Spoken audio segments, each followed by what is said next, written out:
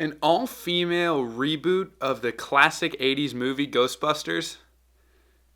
I guess it sounds interesting to some people because they were able to make it into a movie, but not really me. We don't want a panic. We don't want mass hysteria. Get out of the city! Get out of the city! I will kick the unliving crap out of you! And you! Especially you! Hey! Don't move! You gotta, No, I'm tired. No, listen. I'm just gonna go ahead and take off. How about that? I don't really think that's a good idea. No. Going to take off. Don't piss off the ghost. Really?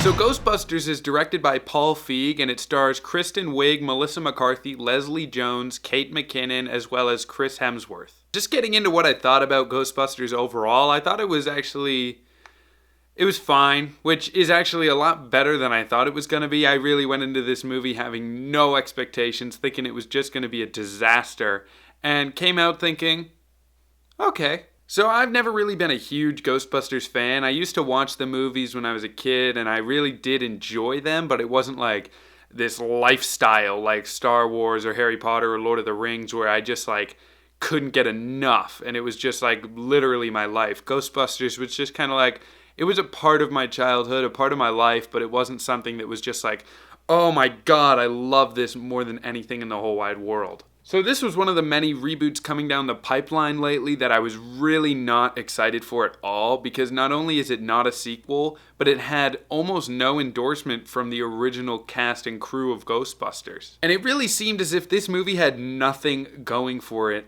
at all. I mean, after those first couple trailers became the most disliked videos on YouTube, this movie was really heading in a bad direction. Now, just getting into what I liked, I actually really liked the main Ghostbusters cast, which I was expecting to hate because I really don't find Melissa McCarthy or Leslie Jones to be particularly funny women. As for Kate McKinnon and Kristen Wiig go, I was really excited for them because I've really never seen anything Kristen Wiig do that I didn't laugh at. And Kate McKinnon can be a little hit or miss, but I really went in thinking she was going to be one of the stronger aspects of the movie. Which is interesting because that's not at all what I got. Instead, what I got was a really strong performance from Leslie Jones. I thought she was probably the funniest part of the whole movie. Then a really toned down performance from Kristen Wiig. She's kind of the straight character, which is, I think, something she needed to do for the story to really work. And Melissa McCarthy, I swear to God, Paul Feig is the only person who can properly direct this woman, because in everything else she's in, she's just this ridiculous cartoon, horrible character. But Paul Feig is somehow able to get her to tone down her performances and become a real human being, but at the same time she can get a little crazy and get a little aggressive at certain points when it's appropriate.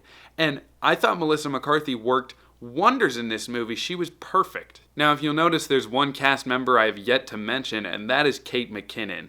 And boy, did she do just, I don't even know. I don't know what she was doing in this movie. She just acted like this weird, like, I don't know. She basically acted like a cartoon character. Like, if you could put Slimer into a human woman, that's kind of what Kate McKinnon was like. She was just, like, making all these weird noises and dancing, and I don't really understand it. Now, there is one action sequence in this movie that involves Kate McKinnon, and I actually really enjoyed that sequence alone. But other than that, her character is just like, not useless. She's actually very useful to the plot. Her character is just like weird. It's her performance that really is the problem, not her character. Now, as far as the issues this movie has is just their villain. The villain is just super useless. Like, he really doesn't have any purpose, and he's not built up at all. There's nothing about him is threatening. He's just kind of like, he's this character and he's evil, but there's no reason why he's evil or what he's doing. We don't know what's going on or how he's doing it. It just kind of happens. It's just like, here you go, here. So the villain was a huge issue.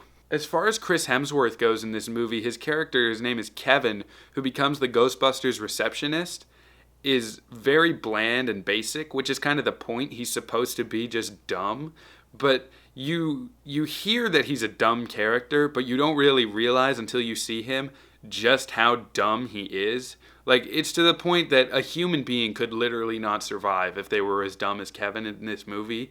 So it didn't really make any sense to me, and I didn't really buy his character.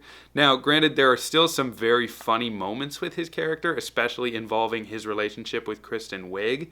But I just didn't really know what was going on with his character most of the time. Now, getting into the trailers once again, is the trailers showed all these moments in the movie that are funny. But in the trailer, they're horrible because they show them in the trailer totally out of context with what's going on in the movie. And then when you watch the movie, those moments are then put into context, and they are hilarious. So the trailer not only spoiled the funny moments, but made the funny moments look stupid in the trailer. So I really have to knock this movie on the fact that the marketing was just so bad and really made the movie look just silly and dumb. This Ghostbusters reboot does really fall flat when you get into the cameos. I think Bill Murray's cameo is pretty well done, and he does contribute a little bit to the story. And Harold Ramis's cameo is really well done. But boy, a couple of the other cameos, especially Dan Aykroyd's cameo, are horrible. Like, they just show up, contribute nothing to the plot. They're just like, oh, hey, I'm Dan Aykroyd, look at me, and then leave. They show up for about a minute at a time, do something that does nothing for the plot. It's just like they hit pause on the movie. They were just like, hey, let's stop the movie. Look, here's Dan Aykroyd. Let's continue with your regularly scheduled program. And it drove me nuts. In the end, I think Ghostbusters was a reasonably okay attempt at rebooting the Ghostbusters franchise, and I think did a pretty good job establishing the tone that the original Ghostbusters established, but overall falls flat with a couple of his characters and doesn't really know where it wants to go as far as the villain and some of the supporting characters, as well as having some really unneeded cameos from the original cast. In the end, I'm going to give Ghostbusters a 2.6 out of 4. Alright guys, that's the review of Ghostbusters. I hope you liked it. Hope you drop me a subscribe, drop me a like, whatever it is you do here on YouTube, and I'll see you next week.